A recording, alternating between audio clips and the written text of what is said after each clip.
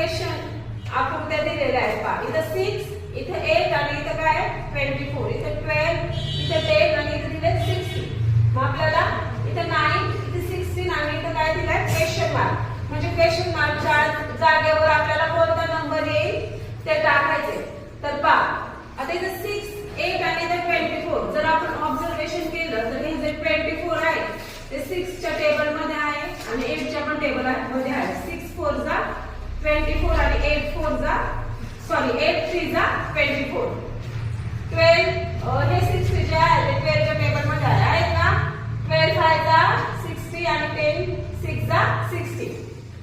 पण ह्या जर आकृतीचा विचार केला आपण इथं तर 9 आणि 16 च्या टेबल मध्ये असं कोणताच कॉमन नंबर येत नाही. बरोबर आहे.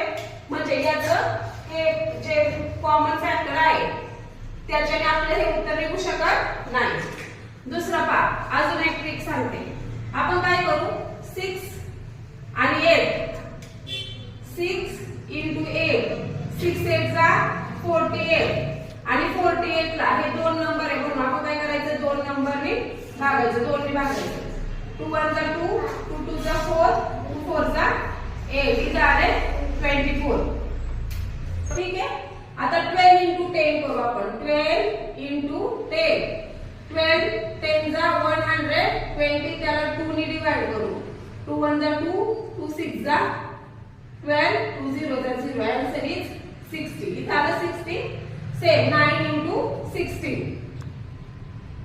9 × 16 16 9 जा किती आले 144.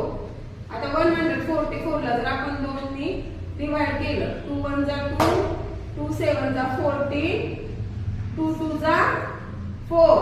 Answer is 72. आता 72 आन्सर आहे का आपल्या ऑप्शन मध्ये आहे का. हो आहे. Option number 4. म्हणजे या मेथडने जर आपण केलं ह्या दोन नंबरला मल्टिप्लाय करायचं आणि 2 ने काय करायचं डिवाइड केलं तर आपल्या आन्सर काय होतं येतं. ठीक आहे.